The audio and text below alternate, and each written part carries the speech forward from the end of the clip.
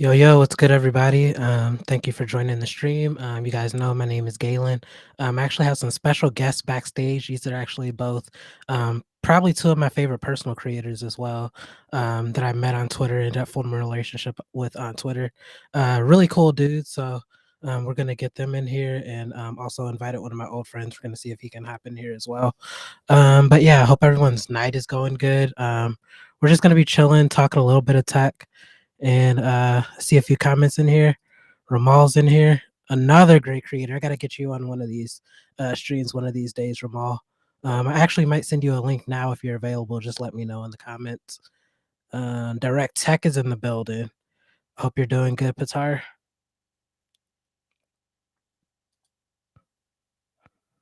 Okay. No, it's gonna be lit when the yellow beanie is on. That's facts right there. That's facts. Okay, so the first creator that I'm gonna bring up, this dude is actually huge on TikTok. Like in my opinion, he's definitely like the face of tech TikTok. Definitely like I would compare him to like MKBHD of TikTok. Just like all of the videos that he does are just like super creative. You will always get like his unbiased opinion. He pretty much grabs like every major device, so he has a ton of experience in these tech streets. So the first guy I'm gonna bring up is Miles Above Tech. Hey, How you doing Galen. today, man? Thank you for having me on, and I appreciate what you said before. It's nice to see everybody here. Yeah, I'd love to talk about what we're going to talk about tonight since we have a lot to go over. Yeah, So, we do. Yeah. super pumped Okay, for so it. yeah, are you working on anything in particular right now? Anything big for TikTok Um, or right, right now, I wouldn't say in particular. I had some stuff with Chevy that I just did, so that went up okay. just recently. And then I just have some things related to some sponsored posts that are more just kind of later on. nothing, Yeah, I nothing got at you. the moment though. That's like major stuff. That's what's up. Okay, what's up, Sharkfin? How you doing, man? Okay, so this next creator, he's a very unique creator. So he's recently like really been blowing up on Twitter just for his photo comparisons. Like he has a ton of devices that he can choose from. He literally just goes out, points and shoots, and makes you guess what he shot the pictures with. It's just really unique. And then if you actually look at his YouTube channel, he has some of the most interesting like intros that I've ever seen like in the YouTube tech space, like at all. Just a very creative dude and just an overall good dude. Just want to bring up Delvon Digital. Hi. How you doing, man? All right, good, man. I appreciate you having me here. No problem. I appreciate you for joining. No doubt. Okay, let's get to these comments for a second.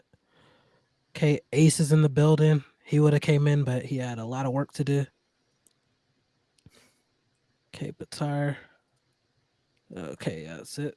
Okay, so yeah, we're just gonna pull up a few articles. We're just gonna have some general conversation about tech news basically. So the first article that I want to pull up.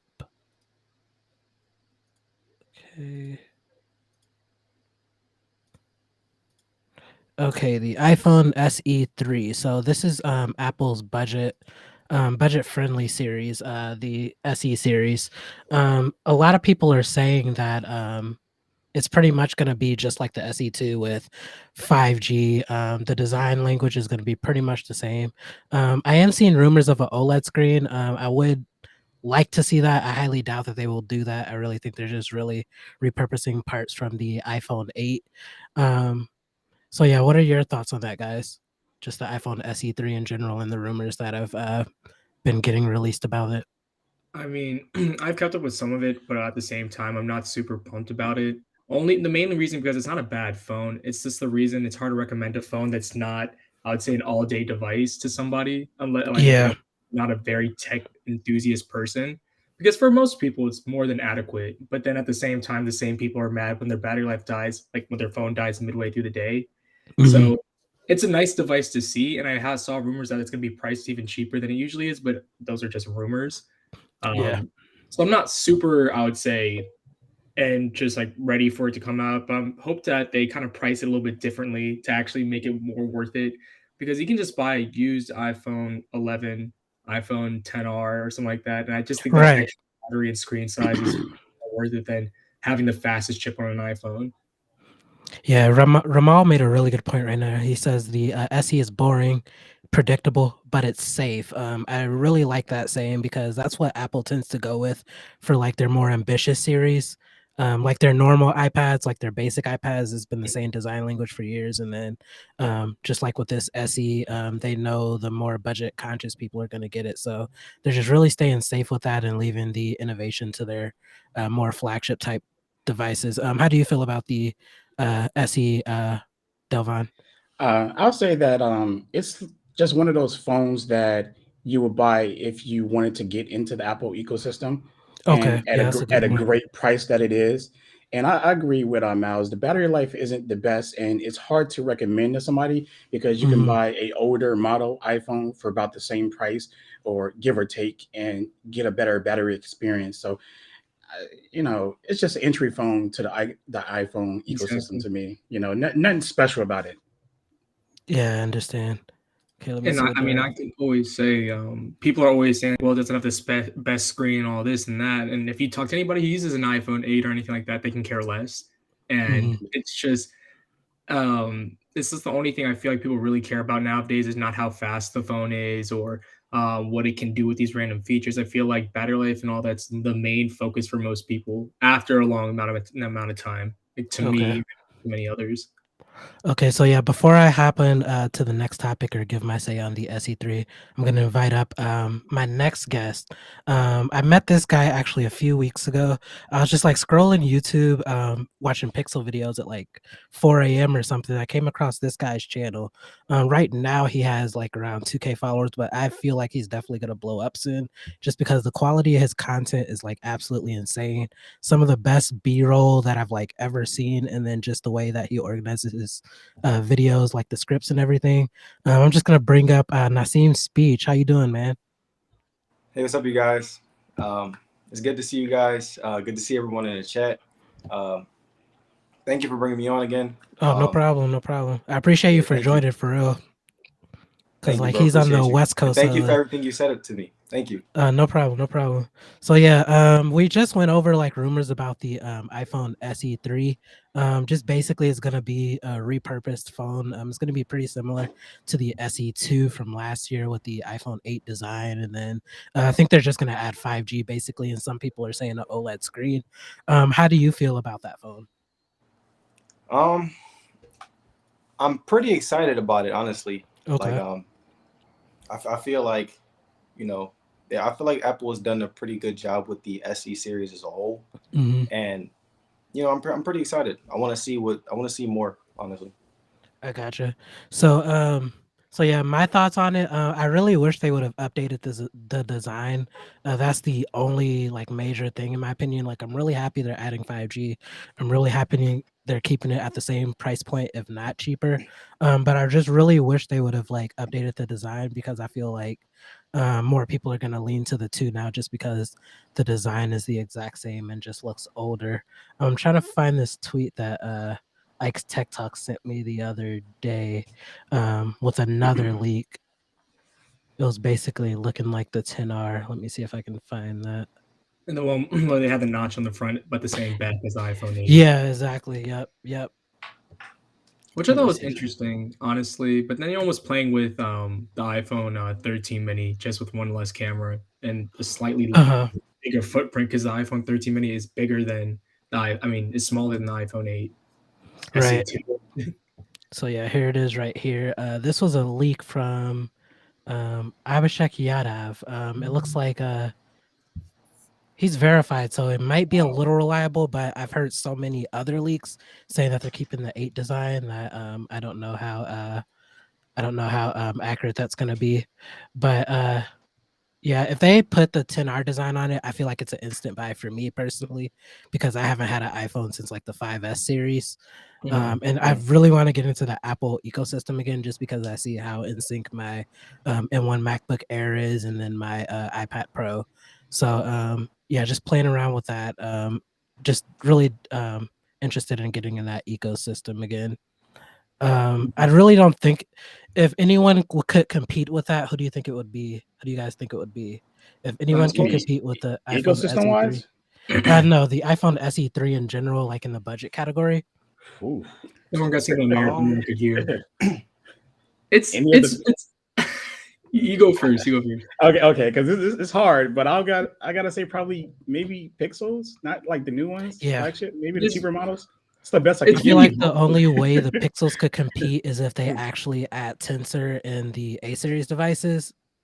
I Which Yeah, mean, they're I'll rumored be to do. perfectly fine with them keeping Facts. like the 12 megapixel cameras in there and not using the GN1, but yeah, I feel like that would be really the only company because Samsung makes a huge difference in between the A series and their they flagship do. series and Mhm. even the FE and the A series. So, um, yeah, that's my opinion on that. I think I agree with Anton from Delvon Digital that I feel like Pixel would be the only ones to really compete I with think that.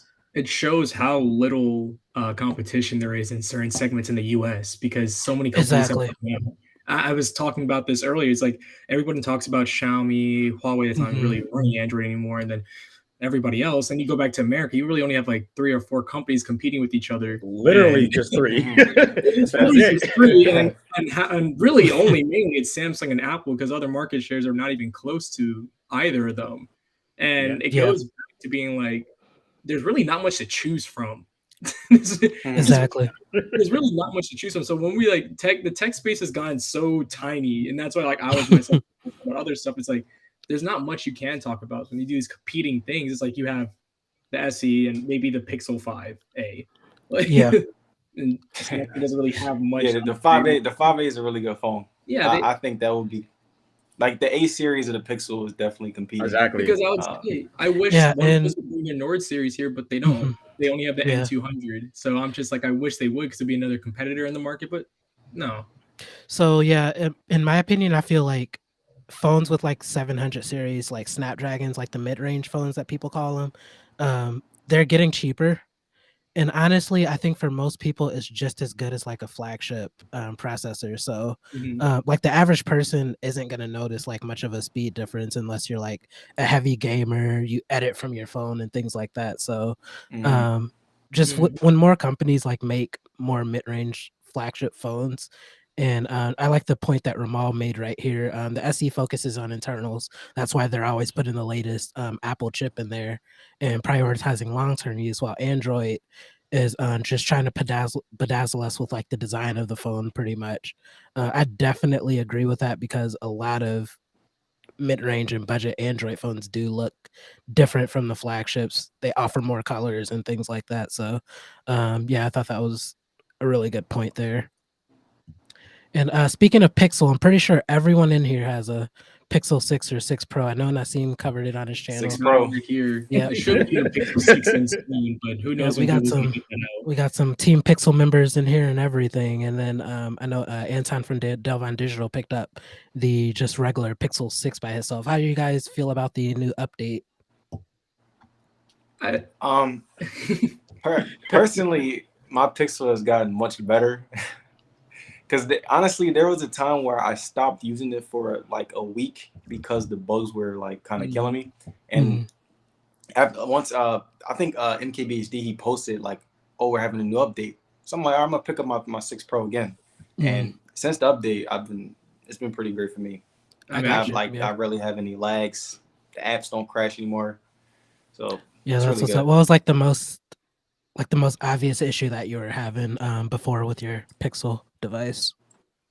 A lot of times, a lot of app crashing. Like every time I would go to like YouTube Studio or even YouTube, like my app, like I would like refresh and it would just crash. So Mm, that was like a huge problem for me, and like I said, it would lag a lot. My like it was a lot. It was really a lot, honestly. And okay, I was just trying to like mhm. I was trying to manage, but I was like, nah, I have to like get rid of it for a little bit. I was in I the But got app you. same crashing boat. was the main thing. I I got was in you. the What same boat. experience were you having with the Pixel 6 before and after the updates, Delvon? Oh, okay. Well, the only problem that I really had on my Pixel is pretty much like if somebody called me on the phone and I answer it, I'm saying hello, they're saying hello, they can't hear me, so I had to click on speakerphone and click it back off, or click on my Bluetooth and click it back off, or whatever, vice versa, and then it works. But that was literally like the only issue that I had so far on my Pixel, and that's before any updates. Other than that, my experience has been solid. It's been the best Android experience for me in a long time, and that's a person coming from the Galaxy S21U, which I, Mhm. still love and use Got it right here. from time to time. Yeah, right. So Mhm. from time to time, I find myself conflicted sometimes because when I pick up the Galaxy S21U, I look at it and I want to use that because of how good it feels, and then I pick up the Pixel. I'm like, nah, but the experience of this Pixel is Right. great. Like the Yeah. software, Mhm.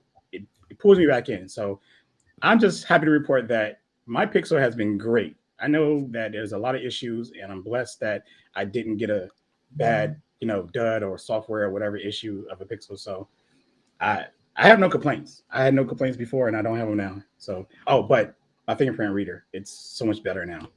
I'm Really? happy to Yes, Okay. report that. yes, yes. That's the first thing I noticed. They, Yeah, they, the animation between you unlocking and going into the phone, they sped that up in like a dramatically. yeah. Um, Mhm. for me, when I got the Pixel in, I'm fortunately now working with Google, but I don't know when those are coming in. When I bought the Pixel 6 Pro, right, brand new, full retail price, and I used it for a month straight, like just threw my other phone out out the window. I said, I'm just gonna use my Pixel. We're gonna see the issues. We're gonna see what happened with it. Now, I wasn't really having many app crashes in my regard. I was just having more. My daily usage was a lot different Right. in terms like I had to charge my phone at least one time a day or like once or twice a day and midday. And I'm not even getting up that early. I'm going to be honest with you. Mhm. So when I was taking it out to anything, my phone would always be like at 20% at like 3, 4 o'clock, and I'm not on data the entire time. And that was like one thing I just really didn't like because I was coming from an iPhone 13 Pro Max, and that battery just did not die ever. Right. It's a big And I was the first one transition. to doing it. As you guys probably know on my Twitter, I said I showed everybody my screen on time. I could never get more than 4 to 5 hours of screen on time ever, unless I was just watching YouTube the entire time, which I don't do that. The Mhm. fingerprint scanner could have been better, but now it is. It just took 2.5 months to get to that. And then sometimes, as we were saying earlier, is that there was just like there was constant little lags in the weirdest places. And sometimes even in the camera when I was recording stuff, it would just drop a frame or two just while recording and just stop. And nothing was so bad, but it was just like me coming from a different phone and having experience with another phone by my hand, literally right next to it. I noticed them more often than somebody else would because I use Mhm. the S21 Ultra, I use the iPhone 13 Pro Max, and I have the Pixel 6 Pro. The three best phones you can honestly buy right now. And I Right. just noticed some of these glitches a little more often than other people did. And people are like, what are you talking about? I don't have these. I'm like, I just noticed them because that's just my daily experience, especially when I'm on a college campus going between data and Wi-Fi. Yeah, It right. was it was very I love the Pixel experience. I honestly, when I go back to my S21 Ultra, I'm like, this feels boring, just how it is when I go from like my iPhone But to you my can't Pixel. can't walk away. It's like I don't know what the Material UI does to me, but I just like using it with all the little sounds and Right. catching feels. And Yeah, and I it's just like just the feel of the animations just in general. Like the Android yeah, 12 animations are just like butter. Like it feels Yeah. fun to open an app.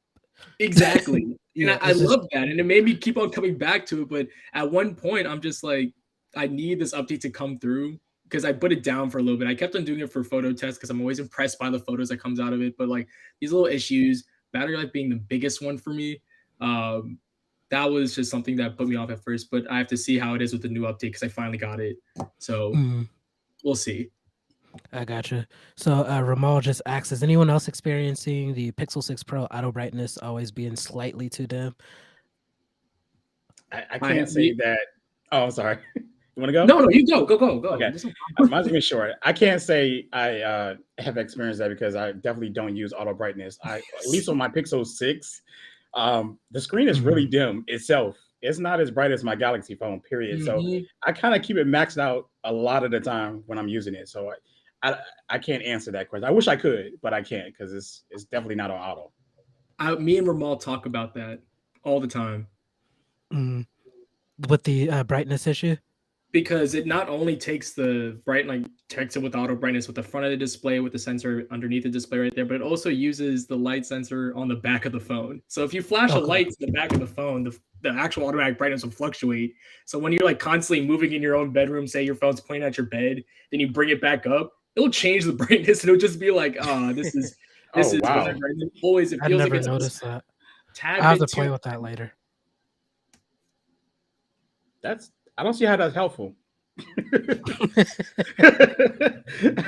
Yeah, it's That'll just not. mess with you. I mean, you don't want the phone too bright in the front, but Is his mic out? I'm sorry. So yeah, Ace said that his race to wake works 7 out of 10 times. I always had to click the sleep button. Is that still an issue after the update, Ace? I'm just really curious to see what he says about that. But meanwhile, my experience with the Pixel 6 Pro was actually like really good up until like probably I'd say a week to 2 weeks ago. I just get the most random like bugs. I will say the first thing that I noticed with the Pixel 6 Pro was the difference in battery life when you're using Wi-Fi and data, like Miles said earlier. That was like literally the first thing that I noticed because I was like cooped up in my house because I work from home. I was like cooped up in my house for a few days when I first got it, and I'm just getting like 7, 8 hours of screen on time. Like I go out somewhere and it automatically takes a hit. Like it's super noticeable the difference in between the Wi-Fi and the data. But the most consistent bug that I have now, and the update did not fix this either. I may have to factory reset my phone, but that's a lot for me. So I don't know, but my fingerprints are not working anymore. Ooh. That's not good. I never had that So issue. so yeah, apparently there's a glitch when you let your phone hit 0. I posted it, and literally like minutes later, this guy, I don't even remember his name. He responded to the tweet. He asked me, "Did your phone ever hit 0?" I'm like, "Yeah, actually, it did for the first time in a while the other day," and that's like when the fingerprint issue started happening. And so I like, of course, searched Reddit, and other people are like having the same issue. So apparently, it's some issue on the Pixel 6 and the 6 Pro where if you let your battery hit 0, then it will like completely like remove your fingerprints. Like I'm just like in like a banking app. I'm like, why does it make me put the pin in? And it's just something I use like so much. Like I use it for verification for a lot of apps. Like even like with my work, I have like a sign in app that I have to be verified when I sign in or whatever. Like I use my fingerprint for that too. So it's just really annoying. That's really the only bug that I'm having now. It was funny, like the other, like I think that was the update yesterday. Yeah. Yeah, I had like a issue where my home gestures weren't working. And I had to reset my phone, and then that fixed itself. And then the update came a few hours later. So, um, yeah, my experience has been pretty good. Just those few weird bugs. I think I forgot to add. I also had because I'm on TikTok. I use TikTok literally every day. The Mhm. best and worst app at the same time. Uh, and I had heating issues as well, where my phone would constantly ramp up somehow on TikTok, and it would just heat up to the point that you're like, "That's way too hot," uh, giving me kind of S6 Edge vibes again. When Mhm. that phone just get like burning hot to the touch. That was one of them. But the fingerprint one, I almost thought I was gonna have the same issue because I accidentally let it die. It went down to 0, and I was like, Okay. "Please don't see when I turn this on, the fingerprint's gonna be gone." Luckily, it didn't. Uh, Okay. but I was also scared because I read that on Reddit one time, and I was like, that could have been really bad. And then you said you had the issue, and I was like, Yeah, could have it's been. really weird. And then when you try to like re-add it, it's like your fingers cannot be enrolled or something like weird It's a like that. weird bug. Yeah, it's a very weird bug. I don't know what was up with that bug. Let me just go through some of these comments really quick. 1 second. Okay, every time I pick up my iPhone 12 Pro Max, I think, my God, this is heavy. This phone is too Those are heavy. some heavy phones. This iPhone 13. Also, can you guys hear me? Yeah, we Yeah, can we hear can you. hear you. You guys can hear me? Yeah, Okay, you're good. okay. I'm sorry. Yeah, my mic was kind of bugging out. I was like, I kind of figured that. all It right, looked like you sorry, was guys. talking, but I couldn't hear It you. was out of sync. Yeah. Thank you for letting me know, bro. 'Cause Yeah, no doubt. he was like, this guy is, yeah. Thank you, man. Uh-huh. Okay. Yeah. Yeah, Yeah, just wish the that's the Pixel reason why I had. never buy the Maxes. I always like get the Pro models instead Mhm. because the Maxes are just Yeah. man, they're heavy and they're awkward, because of the new design. And So, square. It's square. They're yeah. just like Oh the edges man, are It's just like and so so square. square. unwieldy. Yeah, Yes. I only went to the Max So, this year because my 12 Pro, like after like well, before it was stolen, my battery just took a hit after like 6, 7 months. It was just like to the oh point I was getting around Classic like Apple. 4 hours of yeah. screen on time, and I'm like, that's pretty bad, man. I mean, to So be I honest just with you, this year. oh, I'm sorry. To be honest with you, that's what's happening right now with my 12 Pro. Like the battery is well, right now is fine, but before that, it was bad. Because updates. I guess Apple Mhm. Mhm. release update, it fixes things, bad battery, or it gives you Mhm. better battery and mess up things. So I have an update. I'm still on 5.0 right now. what iOS version is there out now? Because I haven't updated mine in like 10 years. I can't- I'm done. I'm done with the updates So- right now. I don't even want to take the chance. My battery's been fine right now. My phone's been fine. And I'm good. So unless something major comes up that I need to, address, then I'll update it. But until then, yeah, I get you on that battery. Yeah. Yeah, No, I mean, Ramal my made a favorite crazy phone, point right here, talking about he wishes that there was a matte back just because the honestly. glossy back just feels icky after a while. I don't think it feels bad. My issue is that it's the slipperiest phone by far. I don't know if it's the Yeah. weight like I have the Pro, so it's the bigger model. I don't know if it's the weight distribution. I don't know if it's like the anti-fingerprint glass. I don't know what it is, but it's definitely the most slippery phone that I've ever used, like by far. Like I was terrified to use it without a case when I first opened it. I really can't wait to get the Pixel 6 in because I'm finally able to work with Google with some things, but they said they're gonna send it out, but that was also like half of like almost a month ago now. But I feel like the Pixel 6 is kind of like the underdog winner for the Pixel series this year, like overall. Because Yeah. the Pixel 6 Pro is not bad, but I feel like for the price increase like compared to the Pixel 6, Yeah. like I can deal with some of the issues if it was $300 cheaper. But when you add that $300 on top, it kind of you're really competing against other things. I'm just like, you shouldn't be having that at launch, honestly. And I'm paying top dollar for this device. Right. Yeah, that was the main thing with the 6 Pro, like the whole controversy surrounding it was the Pixel 6 and the 6 Pro are very similar, but why would I pay $300 more for the Pixel 6 Pro? So that was just a really that was like the biggest controversy around the 6 Pro. Yeah, my what like for me personally, the telephoto does matter to me. Like It's I've really missed good. I've missed so many shots like on my regular 4A 5G just because like the limit was like only like 7x. That 20x is a game changer. Like it's like really good. I definitely a think it's like one great of the lens. best quality telephoto cameras like out there. Like Samsung can go really far, but the object isn't like always audible. But the Pixel, like no matter how far you go with their telephoto, it will be like crystal clear for the most part. I love the telephoto on that phone. Every time I go with my iPhone 13 Pro Max without the whole periscope lens, I miss it so much. And everybody's like, "Well, I never use it." I'm like, "You don't know how nice it is just to have because it brings Exactly. you a different perspective, and it doesn't look like a phone camera half the time." So like, you're like, "Oh, you took that on a smartphone?" I'm like, "Yeah, it looks that good." So I love that telephoto lens, and I wish it's in every phone. Honestly, the S21 Ultra, I love it too, but because it's 10 times, it's a little more difficult to use it in certain situations. But that 4 times is I feel like is a sweet spot. Right, Yeah. right. And Trent's Tech is in the building. What's up, Trent? I hope you're doing well. Okay, so I'm gonna pull up another article now. So there were leaks regarding the new iPad Pro. This was an article by Engadget. So they're saying that the next iPad Pro will reportedly offer MagSafe charging and a brand new processor. I really didn't care about the processor because Yeah, I'd never really see a huge difference in performance between like I the always tell people generation that. of I never see it, like never. I never like You really never noticed see it. it because the bond like their chips are so good. Like a minor a minor improvement won't really do anything. Like the average person won't see that minor yeah. improvement. So Right. I always tell people, like in every review I do, I always tell people like, yeah, it's a slightly better chip, but you won't really notice it. I mean, I know Ramal right here. He still uses his 2018 iPad, and that's more than adequate Yeah, for exactly. everything. I bought the 2020 in 2020. So I really should have got the 2018. Like after I like got it and like saw like more videos and did my own personal research on it, I'm like, I should have stuck with just the 12.9-inch 2018. It's like almost the same thing, just the extra camera that's like pretty much useless. Yeah. I remember when I had the 2018 iPad, I had that well in after the 2020 version came out.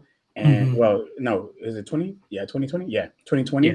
And I bought the 2020 and I regretted the purchase way after my return period because the experience did not change for me. Nothing that changed. Nothing changed. It was the same everything, just the camera. But I don't use cameras on tablets, so that Yeah, so I get it, man. Like the power of it is always the same. Is always going to be great. I have nothing against iPads or anything. I love iPads. One of my favorite pieces of tech from Apple. But look, let me Yeah. say something because somebody posted this the other day. Well, yesterday on Twitter, right? Did y'all notice Mhm. that with all the improvements of the chips, that the iPad still only gets 10 hours battery life? Like Yeah. That's they never It's really really improved weird. the Wow. battery life on it. I Yeah. mean, Even it's amazing to see it. It's honestly, you like, oh, we made it even more powerful. We put the same chip out of the MacBook Air into it for some reason. I still never understood them because I was about to buy an iPad, and then they came out with it like it's the same thing as the last tablet, just really fast. I'm like, well, what am I getting out of it? Honestly, what, right? Facts. Like, and I always tell people too, like the software on the iPad isn't really is it doesn't really match the power, if that makes sense. Like It you don't. can't like Mhm. it doesn't Yeah, like it I doesn't at can't really all. like I mean, I like love the Final Cut. iPad, honestly. But when you have, I mean, at least I feel for iPad OS, they actually keep the tablets pretty much similar in terms of OS feel. They're not really changing the experience for a newer one. So I'm like, you can just get this one, you Mhm. can be completely fine with it. You probably won't even notice anything. I could give you You a won't. 4-year-old You iPad, you won't. probably wouldn't notice anything different. Nah, Uh, you wouldn't. so I mean, it's a great tablet. I never understood the whole M1 thing, and with this Yeah. newer one, the faster Mhm. Yeah, I chip. Yeah. feel like they should have made some like when they I remember when they first announced the M1, I'm like the possibilities are literally endless. When they first released Mhm. like the M1 because it's I think that technically was a the whole computer internet. processor. I was And gonna buy then it instead of my MacBook Air, honestly. Like yeah, when and it first was then Yeah, rumored. and that's the thing too. Like I'm guessing that's why Apple doesn't want to improve the software on the yeah, iPad because they don't want to because yeah. why would you buy a MacBook? That's literally like, I think Yeah. that's the Yeah, and reason. then they put it's not even just the M1, they put a freaking Thunderbolt cable, I mean a Thunderbolt port on it too. I'm like, Mhm. it's basically a They computer. did. You're giving it Yeah. Yeah. computer Mhm. software. Like If they did the that, it would be a external mistake. monitor thing is just hideous. It's the worst thing in the world. I don't care what anyone says. Like they need to make it so that your displays can be extended. I don't understand that whole mirroring thing. Yeah, that It's makes no sense terrible. still to me. Yeah. And also going back to that article you just said with the MagSafe stuff, I Mhm. I don't get the point of that at all, honestly. Yeah, on an And iPad. that would I mean they think have Maxi. the charging speed dramatically. Yeah, Yeah, right. Yeah. Yeah. Yeah. I think MagSafe is just that portal to for Apple to slowly remove away the Lightning port, Yeah. to remove ports Mhm. Everything. Yeah. like All ports. All I think with they want ports gone. Oh, yeah. All I think with Yeah, for MagSafe sure. is brings me back to Moto mods, and I just want a company to remake Moto mods so bad, like a different rendition. I was an advocate. I was an advocate for the product because I used it even though Motorola had their own issues. But when they came out with MagSafe, I was really hoping for them to bring some sort of similarity like to that. It's like, oh, magnets can attach stuff, and I'm like, wait, this has been done before. But like right now, MagSafe just seems like the most like forgettable thing that you're not like, oh, it's there. But I mean, it's not bringing me much else other than putting a wireless charger coil on the back or a wallet that you could take off. Yeah, Yeah. exactly. So yeah, DirectTech said even with the 2021 iPads, all the hardware bar the HDR display is negligible difference. Even Thunderbolt, it actually it's actually useless. It has very little function due to the iPad OS. That's just facts. You can't really get around it. That's just Mm. facts. Yeah. That's what a lot of people in this chat are saying right now. Mhm. Sam said, "I think Macs are really great hardware, but I can't see a use for me to buy." Okay, gotcha. I mean, I Okay, switched I, to it's I, Tech I Talk in got, the building. I have to agree with him real quick on that Mac, real quick. Okay. I know in the video you see a Mac right now. Okay. but let me explain it real quick. Okay. Let me explain this. So I do photography, right? I'm a photographer. I do photo Uh-huh. editing. Now, when it comes to like photo editing, Macs are great, right? Photoshop runs great. You can Right. edit, Mm. blah blah blah blah. But one experience that I cannot get from my Mac at all is editing directly on the screen with a pen, like touch and pen support. Okay. Now the Right. Surface line Mm. has that. The Surface They line has do. that. So they give you a better Mm. experience in editing, and Apple won't provide that. Now, the workaround for Macs, because everybody always says it, get a graphics tablet, right? So I got to buy the Mac, buy a graphics tablet, connect that, and do all that editing and blah blah blah blah blah. Or they say use an iPad. Somebody suggested getting an iPad and do an iPad with the side thing. That's another solution, right? But another way I got to spend money versus me just buying a laptop that already does that, you know, and having that experience. So I get it. Sometimes Macs aren't useful for everybody. It's not useful for me either. I actually got this because I wanted to see how good Macs are because the hype, right? That's so I literally into me. it. Yeah. So I bought That's into the literally hype of me. it. That's it. Right. I just bought it. Not saying that I bought it because I like needed the power or I needed it. It doesn't work in my workflow for real. So this Mac right here is a prop for me sometimes, and I use it for live streams like what we're doing now. And 90% of the time, my fiance is using it. She likes it. She's like, but she be touching the screen. There's fingerprints all over my screen right now. She's like this all day. I'm like, hey, you want to get a Windows computer? No, I like the Mac. I was like, okay. My biggest issue, I've been a Surface person since like day one. Actually, my mom worked with the Surface RT, so we still have one of those around. And I love the Surface, but I always have my issues with it, right? I had a Surface Pro 3. The battery died after, of course, the 2-3 years I used it. So it was it just sits in a drawer now. It has to stay plugged in. And then I had a Surface Pro 4, and I love the design of the Surfaces. Like after using it, people don't realize how nice it is to have because it's so tiny. Nice. When you think about it. Yeah. Absolutely amazing. Very portable. Battery life was complete trash on it though. I can't get around that. Always been. It was so bad. Always. I used it for so long, and I'm just like, I was about to get the new Surface when it came out, but the prices are so high on them now. They are. They really went from 0 to 100 real quick. They make that look cheap, and I never thought I'd see it.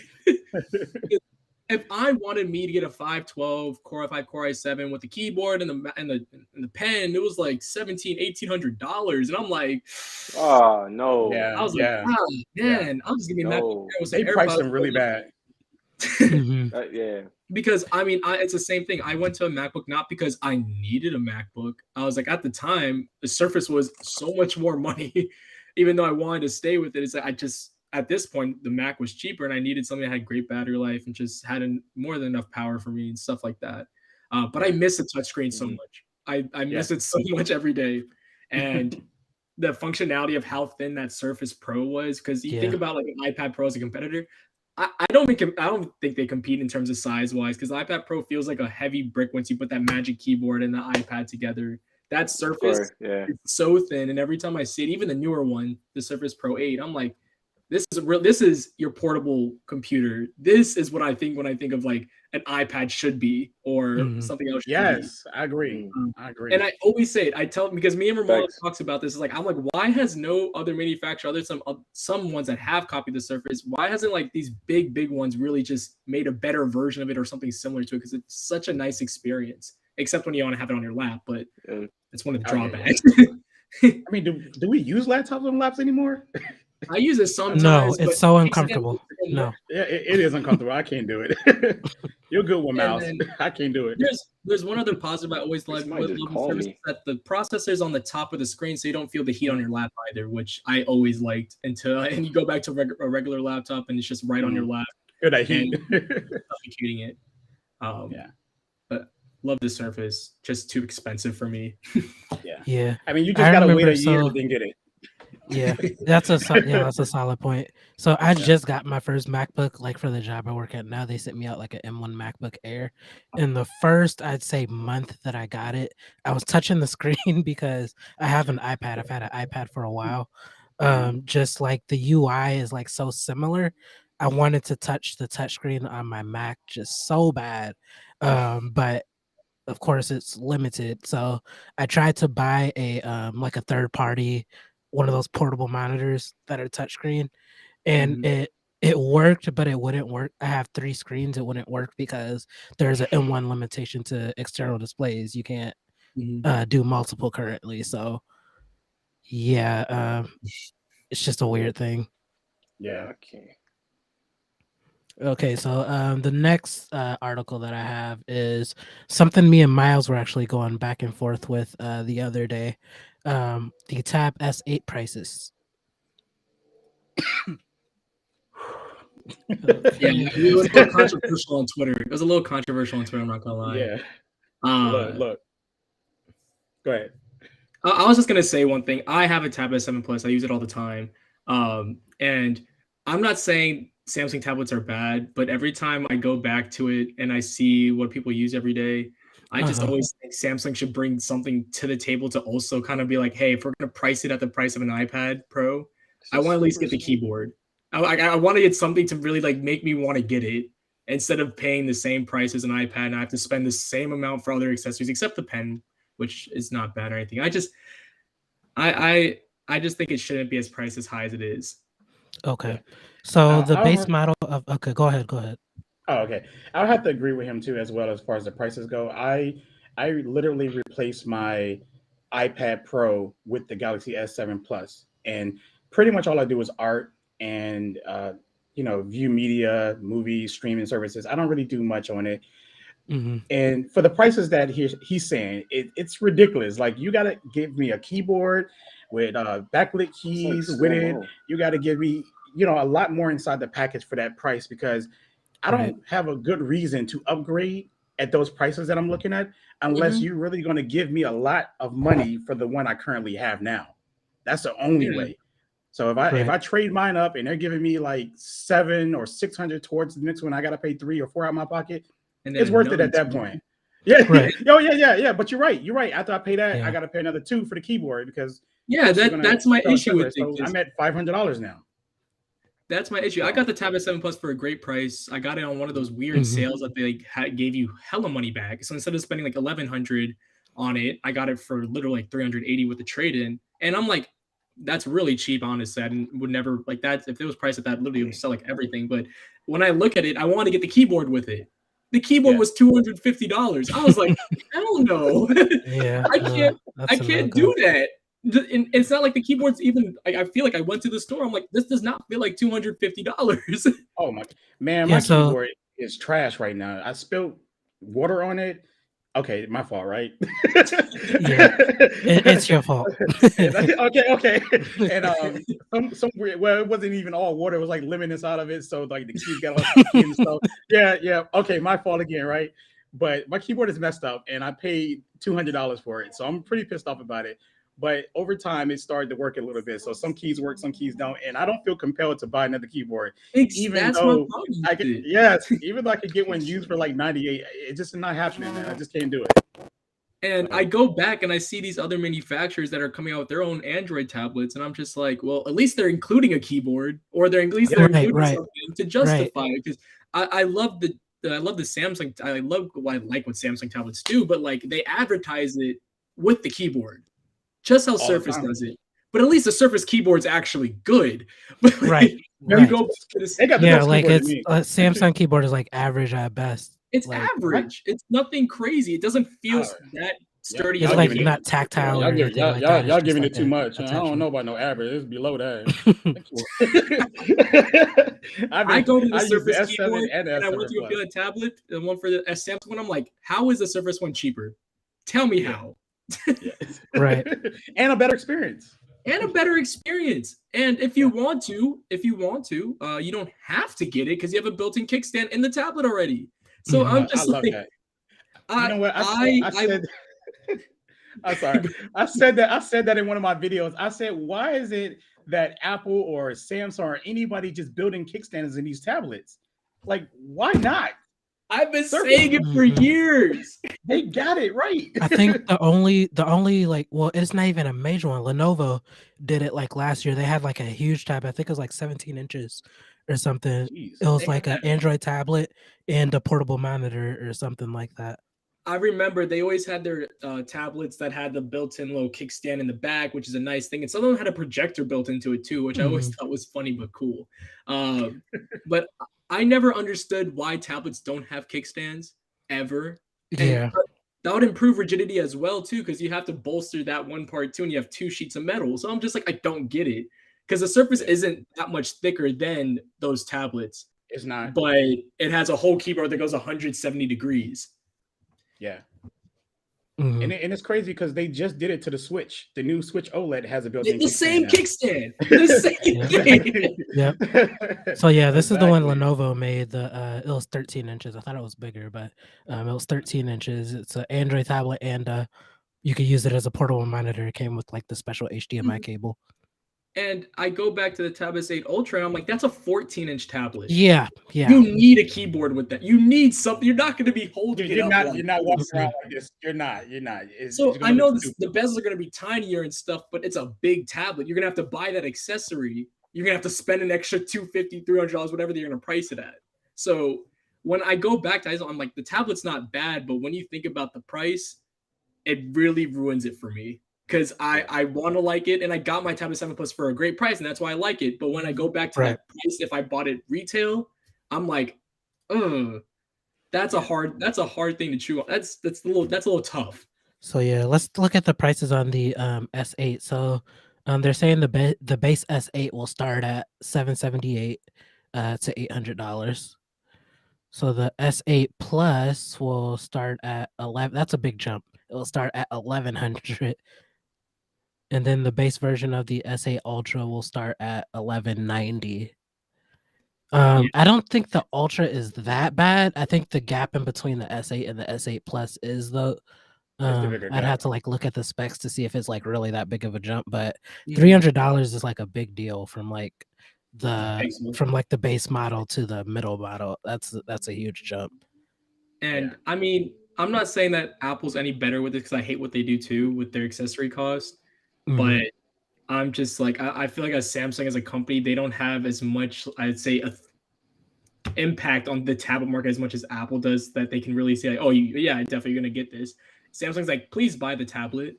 Honestly, yeah, I will give Apple a slight pass because at least if I'm spending that $250, I am getting a quality experience. You are, but spending that with the Galaxy Tab S7 Plus and 7 keyboard, I was not getting a better experience. Matter of fact, the part of the keyboard that I use the most is the back of it where it stores the pen and the kickstand. I paid for that. I paid $200 for that. I don't care about the keyboard experience. It sucks. I hate using it. It's convenient, but I hate using it.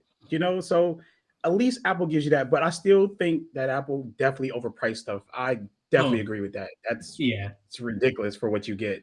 Because they charge you a lot for it, give you a great experience, but limit it like crazy. So I mean, my family, they have a little bit of iPad Pros. I use a matching keyboard a lot. I don't like the material that they use because it reminds me of the older iPad Folio keyboards that deteriorate really weirdly over time. But I look at it, I'm just like, I wish there was more angles with the keyboard. I wish there's some other things. And it's very heavy. It's very dense. So, I mean, at least it's a quality product, but I still think that's very expensive. But at least they're giving, as you said, something that's worth more than what we get with Samsung's version of it.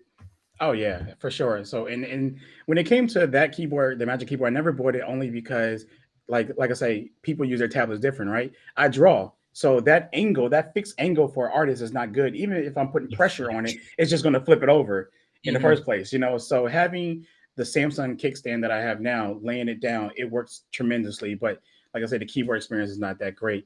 We all can say the Surface just has the best rendition of any of these. So the Surface got it. The Surface got it right. Yeah. I wish everybody just copied them. And no one's really gotten the same thing they've done. And man, I've never had a problem with my hinge on my Surface Pro 2017, even though I never had it in a case. I never really treated that well, honestly. Yeah, I don't put it in cases. Real smooth. And I give props to that every time I go back to it. And I think they improved the kickstand in like the third version. After that, it was like multi-angle where you can just do it any kind of angle. And ever since that Surface, always had tension on it. Never felt like it was gonna just drop if you pushed it too hard. Loved it.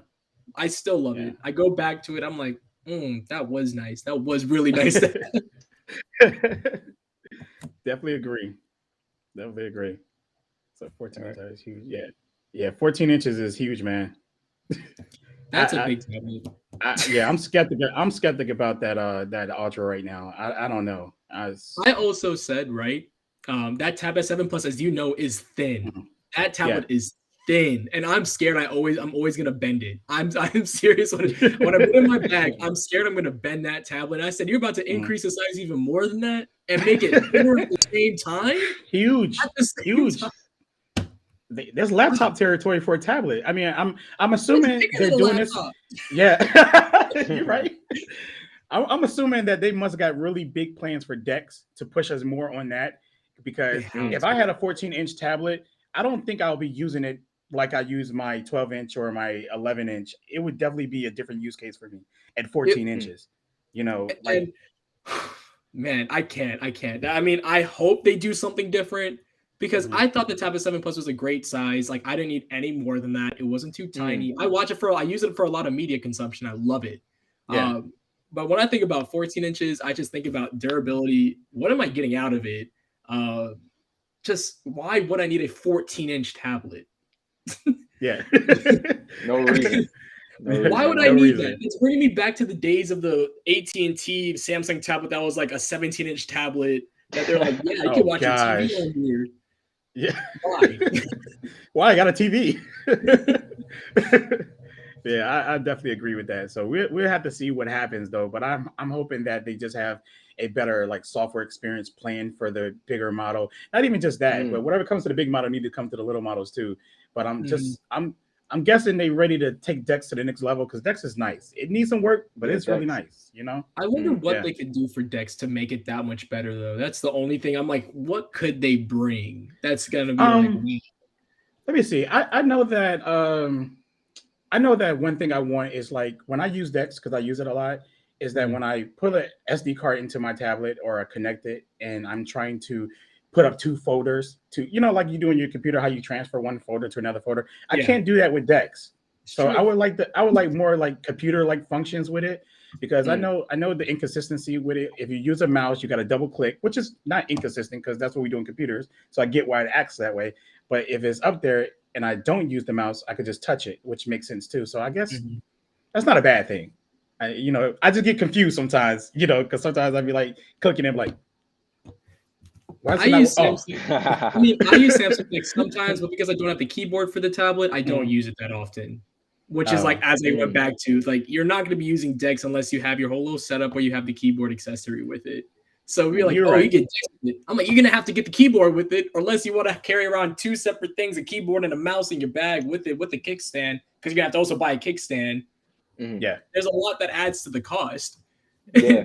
And it's a yeah, feature, but it's a feature you have to low key pay for at the same yeah. time. You do.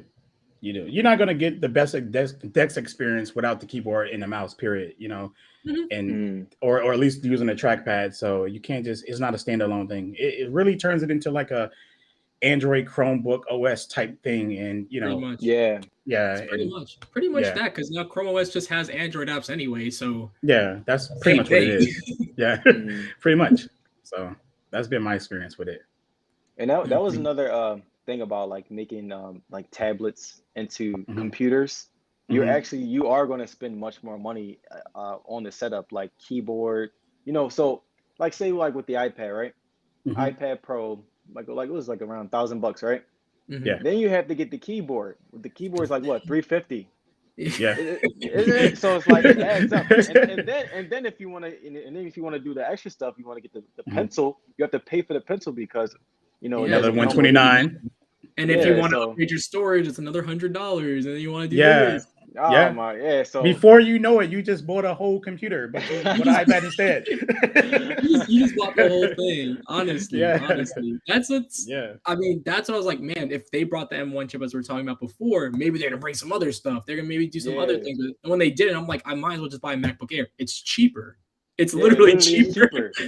Um, yeah. and I also go back to saying like a desktop experience. I mean, I don't know if you guys remember it, but when they used to have the Android tablets that had Windows and Android baked into one thing, Oh my God! Yes, yes, Oh yes. uh, I always thought like, man, if they brought that back, oh my god. Yo, And that'd I be don't know awesome. what happened with that'd those, be but they had crazy. the huge tablets. You could take it off the computer. It's an Android tablet. You dock it back in. It's a Windows PC or the I Asus remember. tablets. It was Those Asus tablet. I owned one. I you did. remember. I Yeah, I always owned wanted one. one of those. I'm like, these are so cool. And they came with the I've keyboard. always They wanted came one. with it. Like, you take the tablet and you push the button, take it out, put it back in, and everything. It was awesome experience. But man, Android tablets was trash. It was Yeah. Oh, so trash back then, man. So I have Tab 10.1, like one of the earlier Samsung tablets. That's how I mhm, got into Android. Uh, mm, mm. somehow still powers on. I don't know how it's possible. Wow. Uh, it can hold the charge, but man. Yeah, that thing still got touch wiz though. You got to throw that out the Oh, window. oh, when you turn it on, it struggles. It struggles real hard. Oh gosh. Yeah, can you guys hear me? Yes, Yeah, we hear you. you. Yeah, I get you. Okay, cool. Yeah, sorry about that. My laptop just went out. I had the wrong cord plugged into the charging port, so yeah, that just went out. I apologize for that. No problem. Let me see. Okay, so yeah, we were just talking about the tablet. So how do you guys feel about the new Samsung phones coming out? So the S22 Ultra it's a note. It's a note, basically. How do you guys feel about that coming out, and then the S22 Plus, and then the regular S22? Also, before we answer this question, how do you feel? How do you guys feel about the new look of the camera? Like how I think it's like a flat design. They removed the the bump. I wish they would have moved the cameras in a different placement than having the same camera placement as the last generation. So it kind of brought something new, because it seems like they just took it away with this one. Yeah. But do I personally care too much about it? Not really. I always say that about designs of phones. I'm like, I'm not the biggest oh my god, this is so ugly. It's in a case. It works. I just wish they would have changed it up a little bit, because it's kind of been the same kind of camera design since the Note. I think it was the Note 20 Ultra. Then they kind of slightly changed it, and they slightly changed it again with this one. So it's not a big deal to me, but I can see it's a little polarizing. I'm not a person who cares too much about designs too, talking about it. But I'm not gonna lie, the Ultra design that we have now, I actually fell in love. It was the first Android, well, not the first Android phone, the first Samsung phone that I actually loved the design through and through. I love it. And I'm upset now that they're taking it away and giving us, just removing the hump. I mean, I would, if there was one time that I wanted Samsung to do what Apple do and just keep recycle the same design, it was this year. It was this year that I wanted them to do that. Continue this phone, even Pixel right now. I pray that Google sticks with this for a couple of years. I pray. Right. This is nice. The two tones. I'm gonna take this off one day, this D-brand, but yeah, the two tones is nice and everything. So I'm getting to a point where I'm like, okay, I get it. I see why Apple people getting the next phone and blah blah blah. The consistency. And I like that consistency, and I want that for Android with certain phones, because for the longest, every Android phone that we get, y'all, we always get this weird design each year. It's like, I like it, I don't like it, like the old one. Just make a good one, keep it for a little bit, and then modify it a little bit. So hey, I mean, that's what Apple did. Yeah, I'm not gonna. Oh, go for it. No, sorry, I'm not gonna lie to you guys. My favorite design will probably be the Note 20 Ultra. I really like that phone. I don't know, the design. That was the first time I really fell in love with the look of a phone. That was definitely my favorite. As far as looks wise. I think the one thing that concerns me a little bit is that I love the feel of the S21 Ultra in my hand. Love it. I think it's one of the best feeling phones in the hand. It's nicely curved. It's not too sharp. The front screen's not too curved too much, because when the front screen's too curved, I really hate it, honestly. But the thing I'm worried about is with the Note 20, and now this one is that it's going back to that boxier design. And I'm just I love the feel of this phone in my hand so much that now you're gonna have a corner digging into your palm. Yep, I agree. And hold on, I just want to touch up too. My favorite phone design was the HTC M8. That is still iconic to me to this day. That's still very nice. Yeah. Even in today's world, that would be a nice back. It really would. Before its time. That's my favorite design phone on any phone. I love the design of that phone. Yeah, same here. Never will ever probably come out again. I was like, how did they get titanium ceramic? How did they do that? I don't know. It was awesome though. It's amazing. I think the best ones though, I'm really digging the S22, the regular size one. Okay. I'm really digging it because I was an S10e fan through and through. That was a phone that brought me back to Samsung, honestly. Because I was like, oh, flat screen. I didn't have to deal with the curves at the time. Right. It was a nice pocketable size. And now with this S22, it's bringing that same similar footprint, but with almost like an iPhone 13 Pro design when it's matte on the back, but not frosted on the camera hub. Yeah. I'm digging that design, even though it is a little play on Apple's thing. I just think it's very clean, and now it's gonna have a flatter sides edge, almost like an iPhone. But I'm digging that. I love that form factor a lot, and I feel some people didn't give the S10e as much praise as I wish they would have. They always called it the budget phone, even though it really wasn't budget. It wasn't. I I think think it's it like had what the flagships. FE is It today. was flagship. Yeah, Every it had time I talk flagship about it on specs. TikTok, people are like, "That's not a flagship Samsung." I'm like, every spec was the same. Like It every, was Right, the same. only thing right. that wasn't The Just the same. size, was really. the telephoto camera and the lack of certain features nobody used. So I was like, And they literally dropped it after 1 year. Like, wow. Like I that got was that phone for $350 3 months after launch from Best Buy with nothing. They were just giving them out for 500 off. And I used that phone for a year and a half. wow. Loved it. Lasted me, and it's still good. It's getting Android 12 right now. So I'm like, that phone was. Wow. I thought it was a great phone.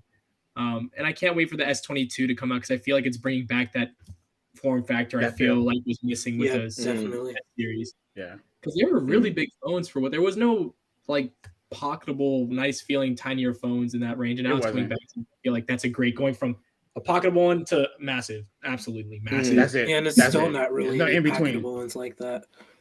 I wish Like the for Pixel me, series was done, but you have the price to back that one up, so I can't even hit it with yeah, that. It's like $600. You can't really complain. yeah. For me, like the perfect size for a phone is still like 6.2.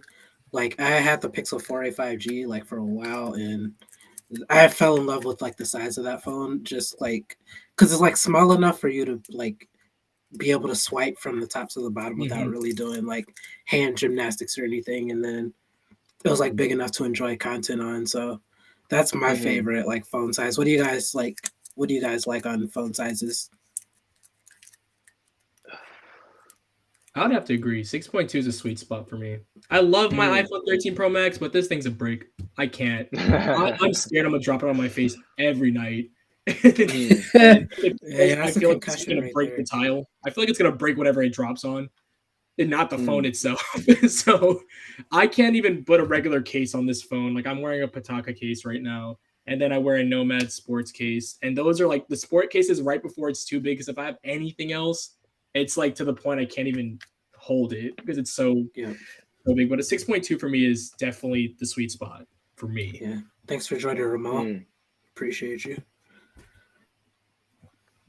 Yeah, I would definitely say 6.2 is pretty great.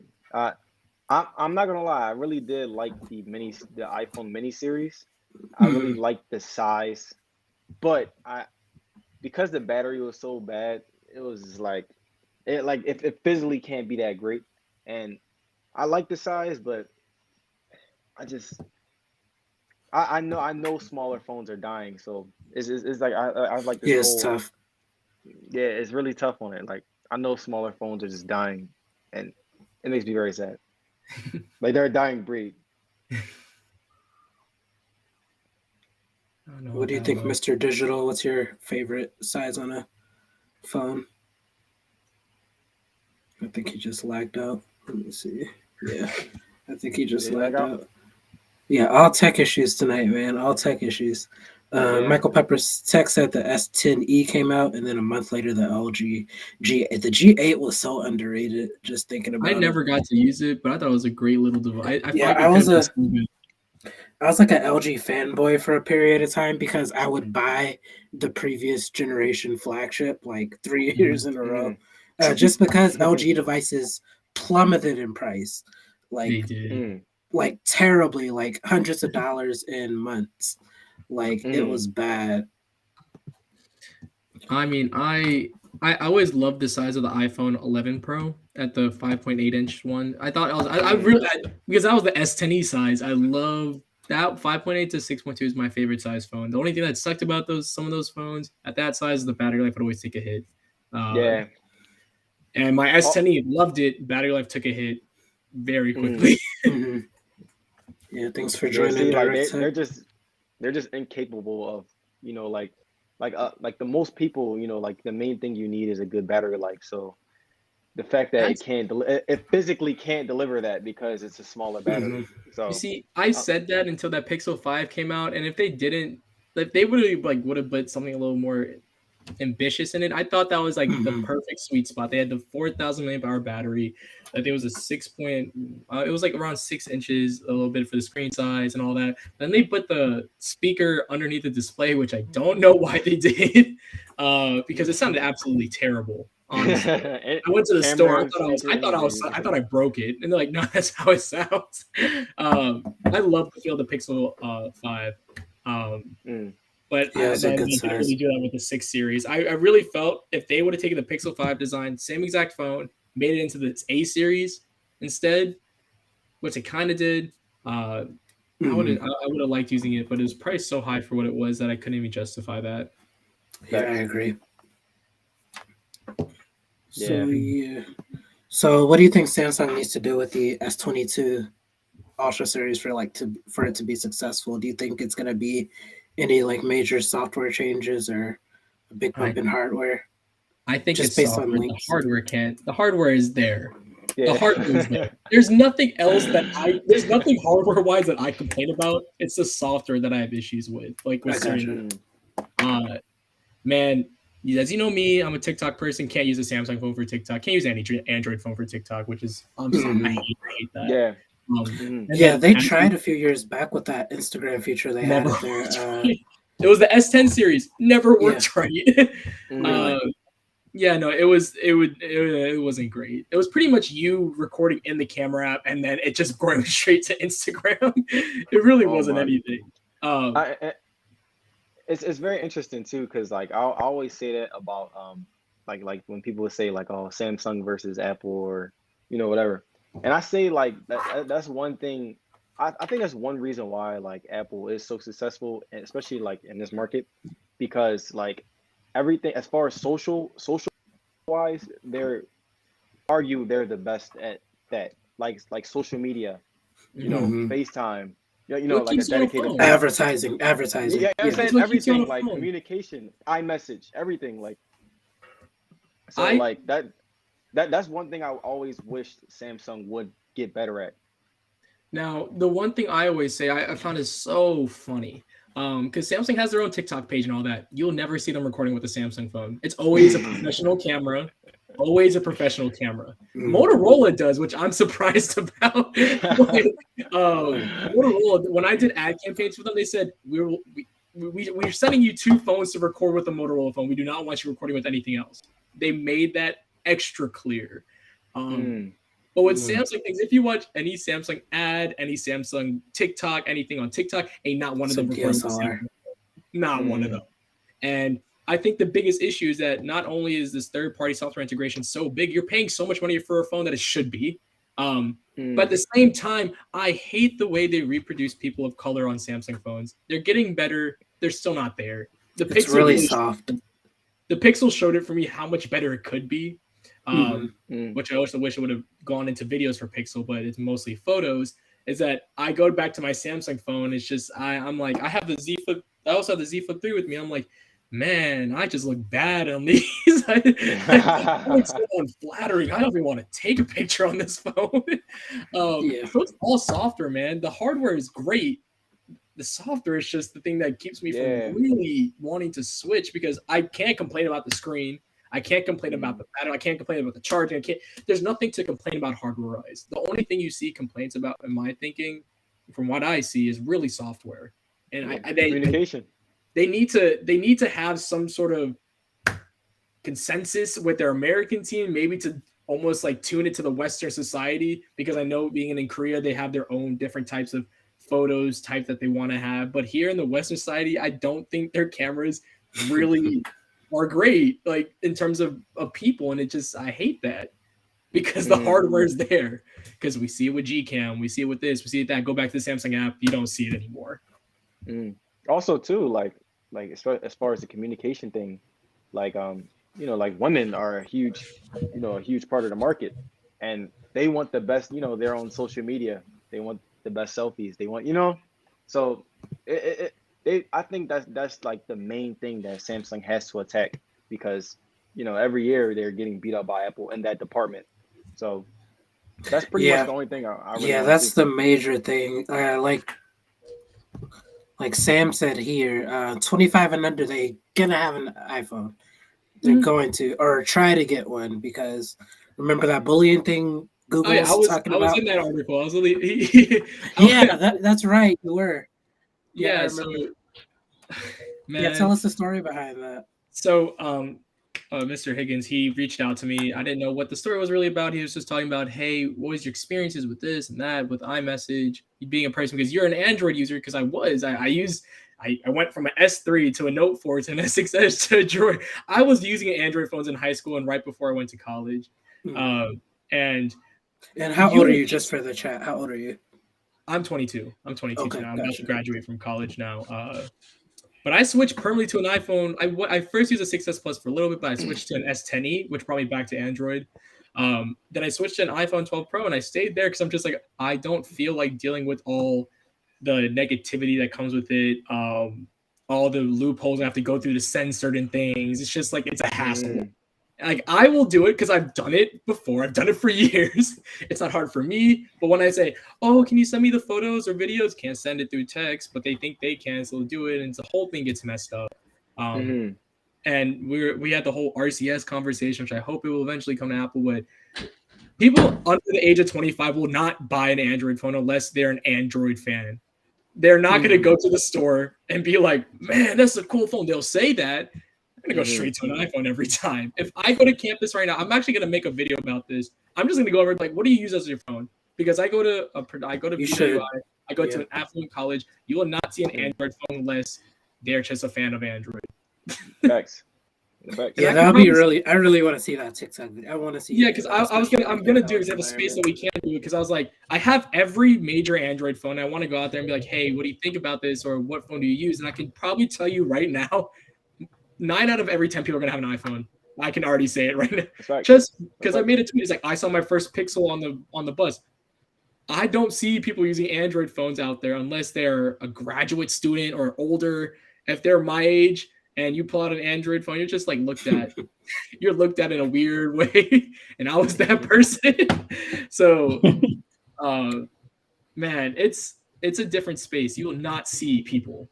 You will not see people with an Android phone. That'll be Yeah, the last thing. especially like the younger generation. Like I'm 27, and like people like in high school, people like still got bullied for My having my it. own family does Yeah. it Oh to me yeah. sometimes. My sister does it to me. Like she'll be like, why did you go to an Android phone when I switched to the Pixel for a month? And I'm just like, oh, it's my job. It's literally my job. I can't. I told myself, I was like, I'm gonna have to get another SIM card because I can't go to this because it's just all the group chats I was in, all this stuff. It just gets all messed up. I didn't Nice. realize I had to tell the person for one group chat that when I switched to my Pixel, I had to tell her, hey, that group chat, I don't see that anymore. So she was texting that for like 3-4 days, and I never saw it until I texted. I was like, oh, we're gonna work on this project, and she was like, I've been texting you the whole time. I'm like, oh no, Mm, it did not happen. um, but man, it's a funny time, and the social media thing's the biggest thing. Until that gets yeah. fixed, you're not gonna see anybody using it. You're I'm Mm, not. there's no thing, and I know people on TikTok with a worldwide audience, they don't know this, but in America, it's completely different. Mm-hmm. right. It really is. It's so different. Like in other countries, like it's like normal for people to have a variety. Over Oh, here, no way. they get on me. Mm-mm. They get on me on TikTok. They're, what are you talking about? iMessage or this and all that, because 45% is America, then everybody else is across the world. I use WhatsApp. When do I ever use iMessage? Things like that. I'm like, not here, not here. Okay, You're so not gonna be. I got an interesting question for you guys. So how much do you think that how much so do you think that's like primarily the marketing, or do you think it's like the actual software features like iMessage and FaceTime? Like um, what percentage would you give it? Like I between would. those two factors? I think it's like a lot of it is just the marketing and the hype of not even like Apple's marketing, just the marketing of everybody else, like the young kids. Mm. You know, young kids get an iPhone. The first things that you hear them say is that we have iMessage, FaceTime, and our cameras is better. Those are like the three logics to them of why they got an iPhone. And then they say Android cameras are trash, they're slow, and that's about as much information they give you because they're not really tech people. They just Exactly. go by the masses, and the Yeah, masses is most saying definitely. that yeah, iPhones are the most popular phone, and the cameras are good, and iMessage is good, and FaceTime is good. You're gonna hear. I mean, y'all tech guys, right? Y'all see it on Twitter all the time. People Yeah. say the same thing. iPhone users say the same thing all the time. Camera better, our OS is better, blah blah blah. But they're not really deep into the tech like that. They're just into what everybody else is already saying. Yep. So you're Facts. repeating it, and then of course you're gonna have people backing you up because they're repeating it too, right?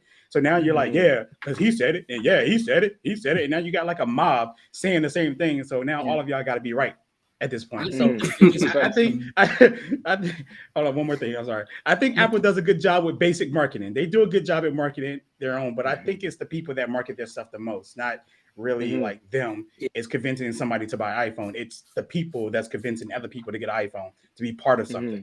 So that's what I think. I think Like, the even biggest like- problem with Android was that they were late to bringing those features to be cohesively together as an Android, as phones. It was just so segmented when you had it, and then people had that first experience with an Android phone, and their friends weren't buying it. And when you didn't have, well, iMessage came out, I don't know how long ago, but when it did, it was a big new thing and all that. Android, if they had something at the same time, and of course, if the Note 7 debacle didn't happen, I feel like it would be a completely different space. I agree. I say it every time when I mean, not just to bring that up, but honestly, when the Note 7 happened, I feel like a lot of people who were Android users went straight to an iPhone. I never heard one person that went from a Note 7 to another Android phone. They went straight to an iPhone because at the time that was like the only ones people really were using. And it's funny. It's funny you say that because even now people are clueless like about Android in general. They automatically associate with Android with Samsung. Yes. Like they think Samsung is the only Android. Like a ton of people think that. Like educated people in the US when you think about it now, though. Yeah, that's the US, but not even just that. How strong? Not even just that. People say iPhone versus Android. If y'all really think about it, like technical, right? Let's get technical with it, right? You're talking about a phone versus an operating system. Nobody ever really says iPhone versus Pixel, iPhone versus Motorola, iPhone versus Samsung. There's always like Android, and they put Android as a whole. But you really gotta do company versus company and phone by phone, because every Android phone is definitely not the same experience. Never. We all know that. You get an iPhone, it's the same experience for everybody besides like maybe the weight of the phone. That would be the only thing that hinders your experience on an iPhone. You're gonna get a solid camera. You're gonna get FaceTime. You're gonna get your iMessage. That's pretty much your experience. You're gonna get a grid of icons, and you're gonna get fast updates, and you're gonna get this, and you're gonna get that. But that's every single iPhone that's on the market. Android is about Android phones running Android. Let me say that phones running Android is a whole different experience. You can have the top of the line over here, the cheapest. You can have a mid range in here, and all three of them give you a total different experience. And that's not a bad thing, but that's a good and bad. That's it's like one of those. I feel like Android could have been so different if they would have just got the basics down first, like Apple did. Because now you see them, they're playing catch up now. You're saying them, well, now we have this feature that Apple already had, and it used to be the other way around. But all those features that Android had, most of them are gone, or they don't even talk about them anymore. And I felt like those basic ones, like there should have been something other than SMS, the RCS, or some sort of alternative should have been back there. Hangouts, Allo.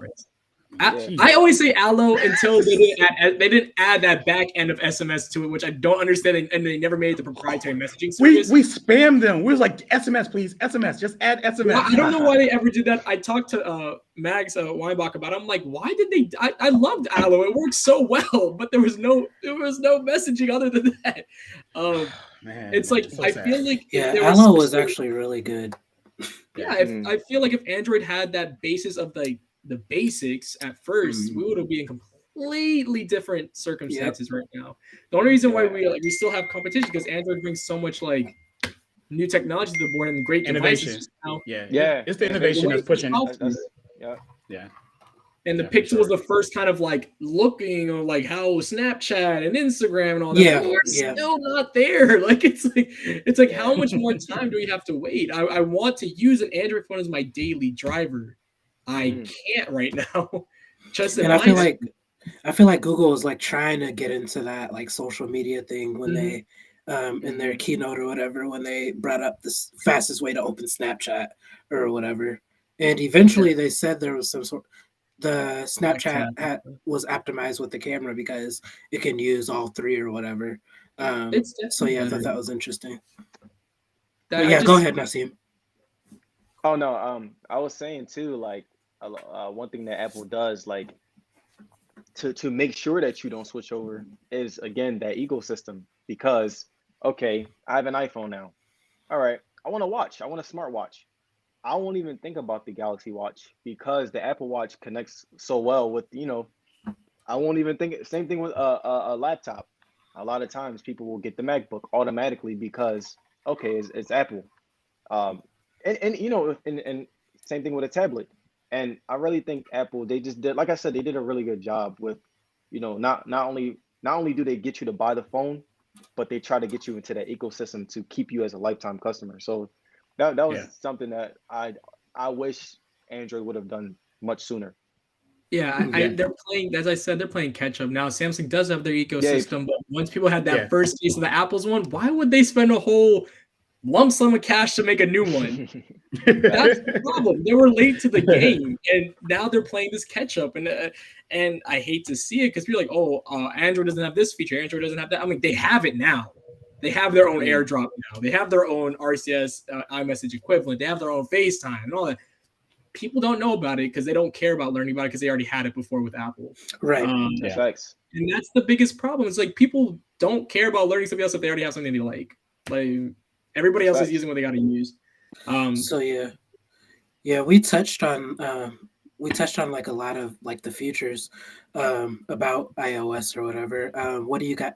How big of an influence do you think that? Well, I'll just say this: in your personal lives, how big is an influence of FaceTime and iMessage? Like how big? Like how much does that affect your life? Like in regards to like communication with people? I'll go first real quick because mine's probably gonna be shortest. I don't use any of them. I don't use FaceTime. I use Duo because like my family and friends, we're all kind of like a mixed bag between Android and iOS, devices and stuff. So we just kind of like find a middle ground. Our middle And that ground is makes Duo, sense. And like, and yeah, that yeah, makes sense. and we use that in Telegram.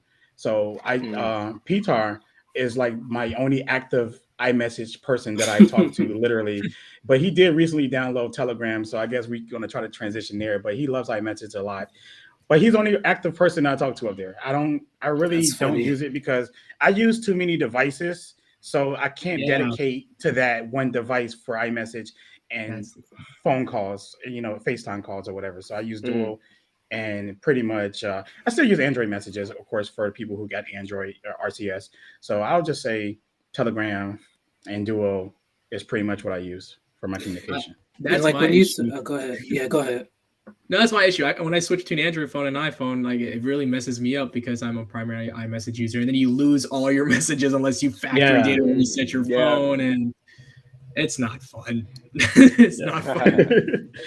Yeah, I think Delvon made a great point. Google Duo is downloadable for everyone. You can't Mm. do it the other way around. No one, well, you can't download iMessage or Yeah. FaceTime on an Android device. I didn't like, Hmm. I literally like didn't think about that till like he just said it. That's like genius, low key, but it's That so is easy. genius, low key. I personally But love but Google Duo. I like it more than FaceTime. Honestly, I think it works Mhm. better than FaceTime. it I Yeah. does. I think the funniest thing because I was going to talk about the iMessage in a second, but like me and Ramal, he's in Australia. I try to FaceTime him. Every time I FaceTime him, we have frame drops all the time, just like connectivity wise. And then we use Google Duo, like we both switched to a Pixel. I'm like, dude, I just noticed we've never had a part where you're lagging out on like on when you're FaceTiming somebody on Google Duo. We've never Never. had it. But of course, you have to have people that use it as well. I can't convince others to use it. I like it more Facts. than That's my problem. FaceTime. But And you you know know what's what? funny? What's Use it. funny? Like remember a few months ago, Apple did the thing where you're able to send the link through FaceTime or whatever. Google did that like 2 years ago. Google Duo has had to share your screen, all this for Oh yeah, we got some years. good features. Yeah. Yeah. Duo And definitely my favorite. yeah, I use Duo all the time. I do understand that it's a lot harder for a lot of iPhone users to get Android Android users to get their iPhone friends to download apps and stuff. I get that, but because I'm grown and the people that I associate with are grown, like it's never really been a problem for It's us. not a big If I deal. be like, Yeah. hey, hey dad, I need to download Telegram. What's that? It's an app for us to talk. Okay. Same thing with my mom or my best friends. Some of them use iPhones. I use Android. I really feel like it's like the company that you have that that will download it or not. And I know that I can't ask somebody on Twitter randomly, hey man, I want to talk to you, can you download Telegram? I'm not going to do that. You know what I'm saying? Like the people that I talk to on my phone is going to be more personal people. And I got clients, photography clients, right? I don't even ask them, hey man, can you download this so we can talk? No, I just send you a text message, bro, because we ain't gonna talk that long. It ain't gonna be that long. So it don't really matter. Our communication is gonna be very limited, and we're gonna use this, and that's what it is. We're doing business. Our business is done. Boom, moving on. So as far as my family goes and the people I actively talk to, they have no problem downloading Duo or Telegram, getting up there. They're asked what it is if they don't know, but then they still download it so we can do group chats and send photos and just you know how it is. iMessage pretty much. So I just think that people need to reevaluate who they communicate with if they're like, nah, but that same person would download like what app came out that what's that drop-in app that came out that everybody was getting and it was on iPhone first? I know. Yeah, in-house Clubhouse. But they're quickly download Clubhouse because everybody else downloading it. Yeah, of course. But they won't download an app that's communicating with you and them. Like that's the stupid stuff I'm talking about. People will download another app quick before downloading an important one. I 100% agree with you. 100% agree with you. My issue, as I was saying, is that me in college, it's like you have to have some of those more like you're able to send videos and photos in those group chats, and like those aren't people I communicate on the regular, but they're not going to download another app because I don't even want to try at the same time. And it's funny how like majority of the world uses WhatsApp instead of us. It's hilarious. I wish that we used it here in the US, but it's either iMessage or just SMS pretty much right now, bro. That's it. That's it. Telegram is getting there a little bit, but they just need something to get people to talk about it, to get the hype going. So that's pretty much. I feel like it could have been Allo because Allo was open to Allo everyone, was so good. Allo was great. Like it had the Google Assistant before like anyone else thought about using a voice assistant in messaging. Like and it had the reactions, everything, high quality messages, high quality video. You could schedule a dinner through text message. Like what? Look, that was like great. Come on, man. Look, just think about this. But let's take it even further back before Allo was even invented, right? Remember, we had Google Talk, okay? And Google Talk translated, it turned to Google Hangouts. Remember Hangouts, right? Hangouts was already pre-installed on everybody's Android phone. It worked as your default messaging app and over-the-air messaging, and it worked as, phone calls and all of that. All they had to do use SMS on Hangouts? Yes. Oh, yes. Okay. And you can make it your default. So it was already iMessage Answer. It was already the competitor, but they dropped it. They just left it alone and stopped using it, didn't support it, blah, blah, blah. And it was, look, this is the thing. iMessage is already pre-installed on iPhones, right? So it was a seamless transition. Google already had Hangouts pre-installed on every Android phone back in the days, already there. And all they had to do is remove the SMS app and just let Hangouts be the default. And that could have been what it was, it could have been what it is today. It could have been iMessage today, period. That's facts. It could have been 100% every time. I never will understand why Google didn't just force manufacturers to use like a certain app. Because they let Samsung use their own messaging app. They let literally HTC, LG, they all use their own messaging app, and it just messed up the experience. Because you had Hangouts, and you had Allo at one point, but because it wasn't the default only messaging app you could use, or the one that's because like on iMessage, on Apple, you can't download another messaging app. You're stuck with that one, which is a good thing almost because it makes you use the actual product. Google's like, well, you can use this app, you download it off the App Store, and it looks so much nicer. I'm like, well, now you had the app, but you're giving people the option to do something that's worse than your app. Absolutely. It's like you're allowing competition in, which isn't a good thing. Isn't a good thing for that specific purpose. There's some things that Android should have locked down instead of making open. That would have just really changed the whole course of it. Because I know the whole thing with Android's that you can do whatever you want with the phone. No. Right. Yeah. But there's some things that should have been default by like. Yeah. It should have been. Yeah. Yeah.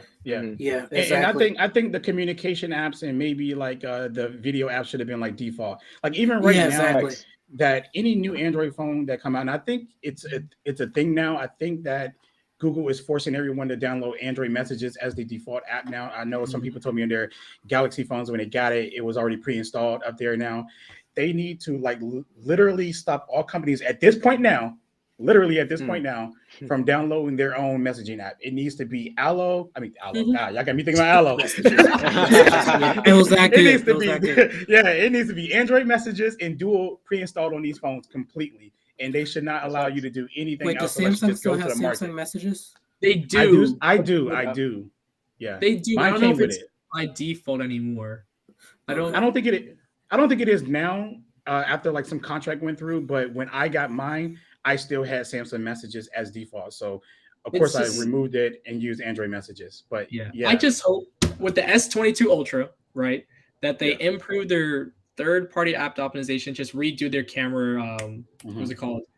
Rendition software we have in the camera app. That's the main thing I want to see. Because as we said, hardware is great. Really, it has the best hardware you could really get in any phone. It just get better and better. I want to see camera software that really takes everything that's in that camera array that they have and really push it to the limits. And just like give me the shots I get on a Pixel on a Samsung phone on all the lenses. Give me I would say the video capabilities from my iPhone on my Samsung. I bet you if they do that, it just gives you one less reason to be like, I don't want a Samsung phone. Well, no, actually, it does exactly what you want it to do now. So I want it to change because I said since when I had the S10e, I'm like, oh, they're improving it with the S20 Ultra, and not really. And then the S21 Ultra came out, the same thing. I'm like, y'all have to work on the color signs. I don't know what's going on, but it's not flattering. Especially people of color, I don't find the most flattering in terms of. I agree with that, man. Before the Pixel, man, I thought that like most cameras took pretty decent pictures of us.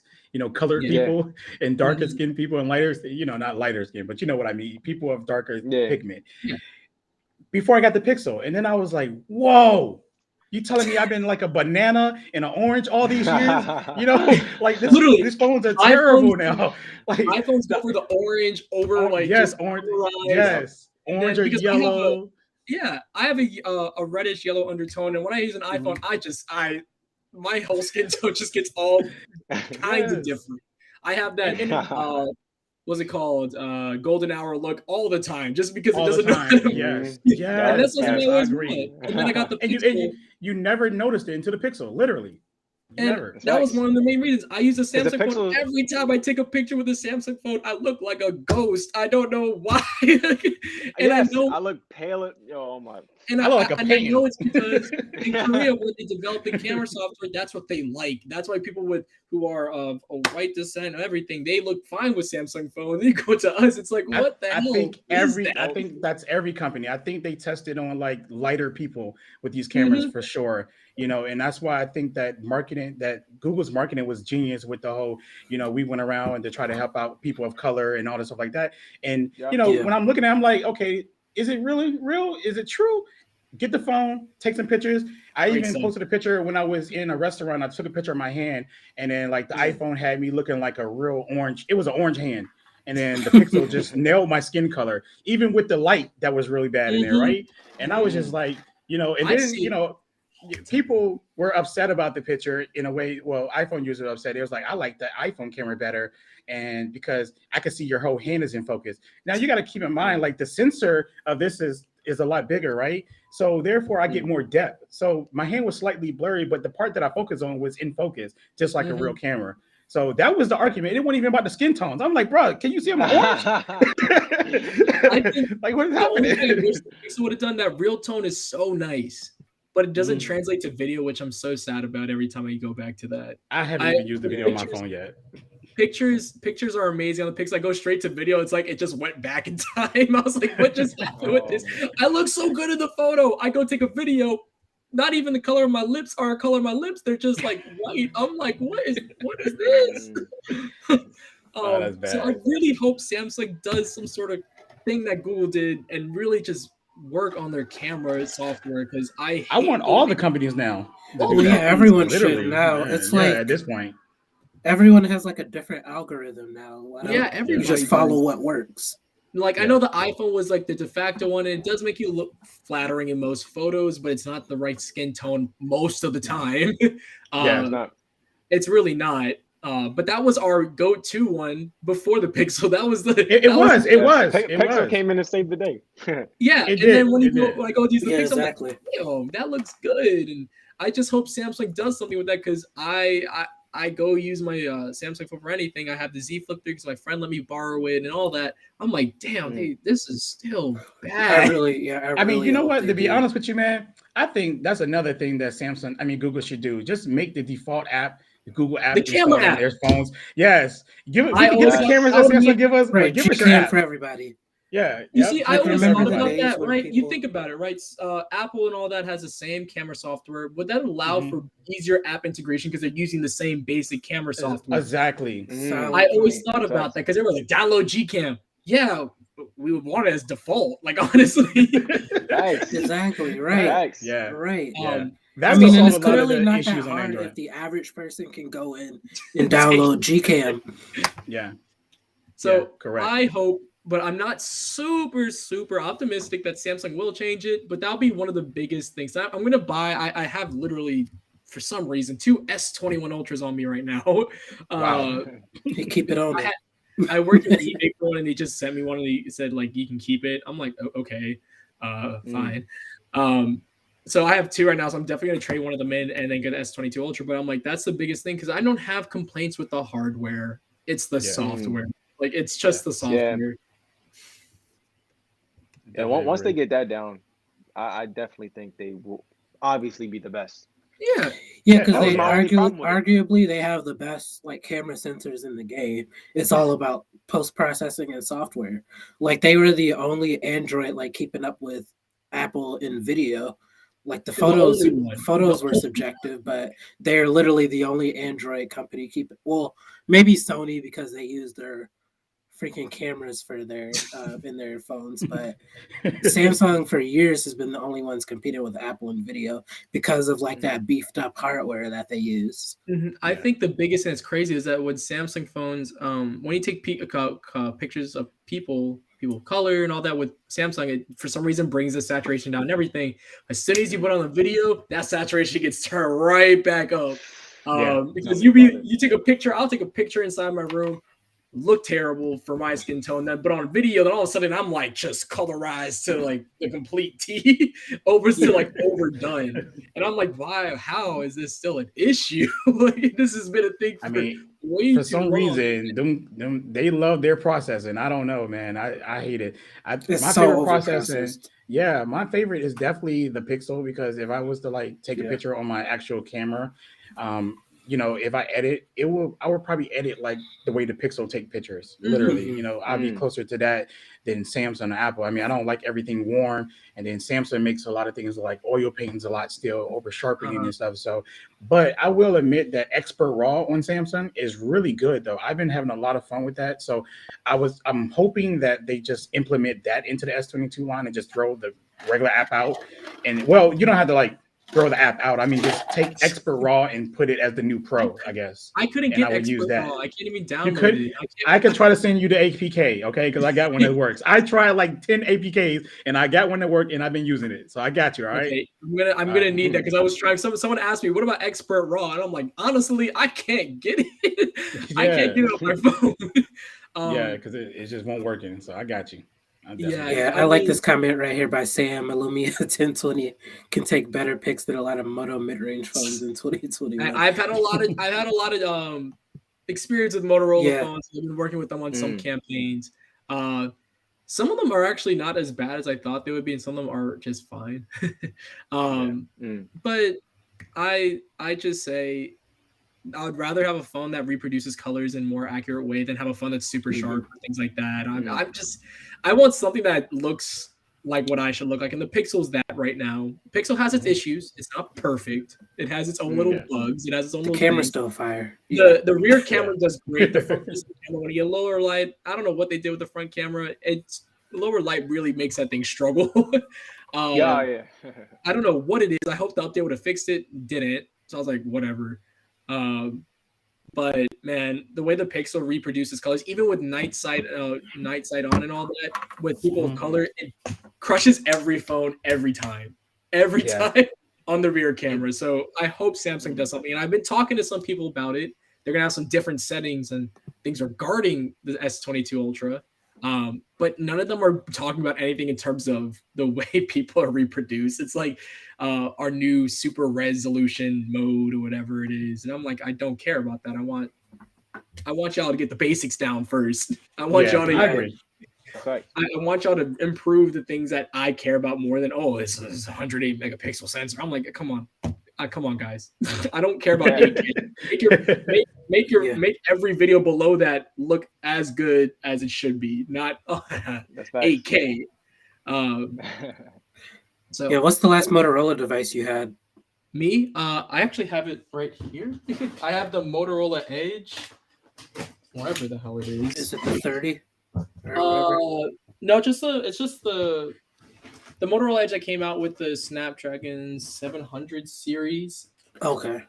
Where is that? Oh, it's over here. Let me go get it. The last Motorola I had was the Moto G Stylus 2021. Right here. And I loved that phone. This phone's weird. It really is. Has the same 108 megapixel sensor out of Samsung's phone. Has a macro camera for some reason. 144 hertz display, but it's LCD. And there's only a bottom firing speaker. And it was $700. Those are some weird compromises. Yeah. Well, how much is it? $700. It's not cheap. Okay. Wow. I made a video for it. I'm like, hey guys, I'm gonna be honest. I'll do the ad. I'm not gonna talk about anything super specific, but thank you for working with me. I'm not gonna say buy the phone at the end of the video. That is a weird phone. But it was so expensive at the time that I'm like, that's really hard to recommend. It's fast, but it's only a 700 series processor. But Moto has my favorite skin. Well, it's my favorite skin. I think it's my favorite skin on any Android. To me. Love the chop stuff, and you can exactly. The Moto gestures make it for me, and I think their implementation of the always on display is the best. Their ambient display or whatever that they do. Yeah, it's the best in my opinion. This phone's weird. Honestly, this phone is weird. It doesn't have wireless charging. Has a bottom. It doesn't have wireless charging. It doesn't have for $700. Does not have it. Wow, that's a tough sell. I made the deal so that I could keep the phone just for whatever with it, because they paid me for that ad. But I was like, I want to keep the phone just to see what happens with it. Okay. It was like a device they gave around when people were reviewing the phone and stuff like that. But, Sam is a funny dude. It's a very different. I mean, I could never fully recommend it, but I mean, oh god. Hello. I'm getting all my notifications because I haven't turned this on. Oh yeah, that's the Android thing. I just did a video on that crap, man. You turn on the Android phone after a week, it just floods you with notifications. Yeah. Oh my gosh, man. 2 days, and every notification. Yeah, right. You can't, but you really can't blame Google for it, because they don't really expect people to have 2 phones like what we do, or multiple phones. Yeah, it kind of makes sense, just in case. Just say that you did turn your phone off, right? And it's your only phone and you haven't used it, and then you turn it on, then you get your notifications, right? So it makes sense. But geez, I just wish there was something in place where if you checked it already, it knows it in the system or something. I don't know, but man, it's terrible. So I just put it on do not disturb as soon as you turn it on, and you can... I normally do that, or turn the volume down, because it's gonna my Samsung, bro, because I turn that off, it just be like do. I'd be like terrible, man. Yeah. So well. I appreciate all y'all for joining me tonight. We had some great conversation. This might have been like probably my favorite live stream in terms of conversation. Anyway, we covered a lot, got everybody's views on everything. We covered what we weren't supposed to cover. We just did everything tonight in this live stream. It was an amazing stream, honestly. So I appreciate you guys for joining. I definitely appreciate your time. Thank you for having me. Yeah, It was no an doubt, awesome man. conversation. Yeah, thank you, man. Appreciate you. Yeah, I appreciate So you yeah. guys. So yeah, I'm gonna wrap Yeah. this up. Definitely gonna try to get you guys on again whenever I choose to go live. I don't like stepping on toes when it comes to live stream. So I know Tech King Mike is starting up these Saturday night tech fights again. So I don't think Saturday will be my night anymore. I think it's gonna switch to Tuesdays. So I'll definitely be hitting you guys up later for more dope conversations like this. Appreciate you guys again. And thank you to everyone still in the chat. Thank you guys for watching, spending the Saturday night with me. And I will talk to you guys later. All All right, right. have a good night, y'all. All right. All right, fellas.